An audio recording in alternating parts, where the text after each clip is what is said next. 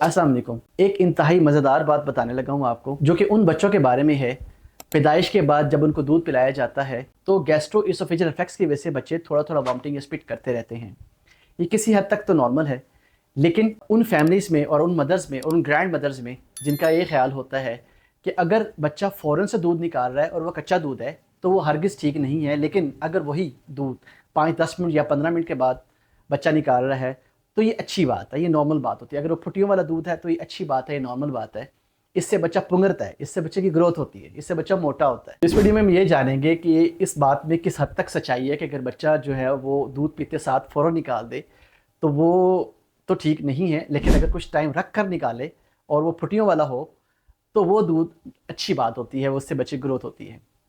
मेरा नाम डॉक्टर वैज़ा ख्वाजा है और मैं कंसल्टेंट चाइल्ड स्पेशलिस्ट हूँ। पैदाइश के बाद इनिशियली कुछ महीनों में ग़िज़ा की नाली जहाँ मैदे को आके टच होती है तो वहाँ पे एक वेल्व होता है, उसे लोअर इसोफेजियल स्फिंक्टर कहते हैं। वो इतना स्ट्रॉन्ग नहीं होता कि वो जो मैदे के कंटेंट्स हैं उनको वापस ऊपर की तरफ जो है ले जाने के लिए रोक सकता हो। लिहाजा जैसे ही बच्चा फीड लेता है तो कुछ टाइम के बाद या कुछ बच्चों में वो थोड़ा या ज़्यादा दूध बच्चा निकालता रहता है, स्पिट करता रहता है। इसे गैस्ट्रोइसोफेजियल रिफ्लक्स कहते हैं। ये किसी हद तक नॉर्मल है, लेकिन अक्सर ये देखा गया और अक्सर ही वालिदैन ये समझते हैं, स्पेशली जो हमारे बड़े वालिदैन हैं, ग्रैंड पेरेंट्स हैं, उनका ये ख्याल होता है कि अगर बच्चा फ़ौरन से दूध फेंक रहा है तो ये तो अच्छी बात नहीं है। वो कच्चा दूध होता है, उस फुटियों वाला नहीं होता, वो अच्छी बात नहीं है। लेकिन अगर वो 5-10-15 मिनट के बाद दूध निकालता है और वो फुटियों वाला होता है, लेस वाला होता है, तो ये बहुत अच्छी बात है। इससे बच्चे की ग्रोथ होती है, इससे बच्चे पुंगरते हैं, सेहतमंद होते हैं, मोटे होते हैं।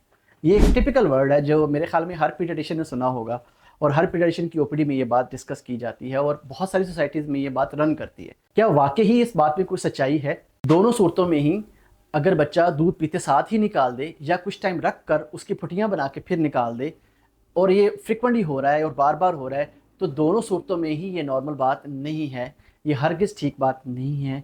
ये कोई मेडिकल कंडीशन हो सकती है, इसकी असेसमेंट होनी चाहिए और उसके मुताबिक ट्रीटमेंट होना चाहिए। तो समझने की कोशिश करते हैं कि मैदे में से निकलने वाला दूध दो तरह का कैसे है। लाइक अगर फ़ौरन कर दिया तो वो कच्चा दूध कहलवाता है, या थोड़ा टाइम रख कर करे तो फुटियों वाला या लेस वाला होता है।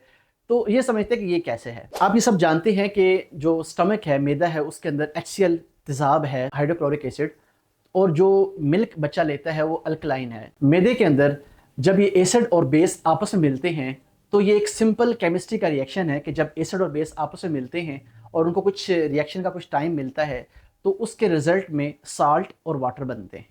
तो जो फुटियों वाला दूध है एक्चुअली ये वही साल्ट है, ये वही नमक है जो कि एसिड और बेस के केमिकल रिएक्शन से बन रहा है। तो ये हरगिज़ बच्चे के ग्रोथ होने की निशानी नहीं है, इससे बच्चा हरगिज़ पुंगरता नहीं है।